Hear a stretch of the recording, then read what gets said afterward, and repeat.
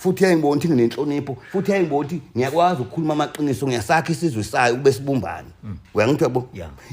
lento yena yabona ubuholi ngokwemfihlakalo manje mina ngeke ungifanise nosinqa semfana kwaphuma inkomo ezilishumi angiqamba manga 10 wenkomo kwakukhona uzona undunankulu wasemdletsheni bekhona nezinduna umuntu oyihudela bekhona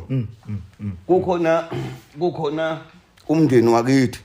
kwaphuma inkomo ena ekhaya zaya lendlu enkulu zaya endlu enkulu kwafika abasekhaya komama babekhona abasekhaya komama kwaButhelezi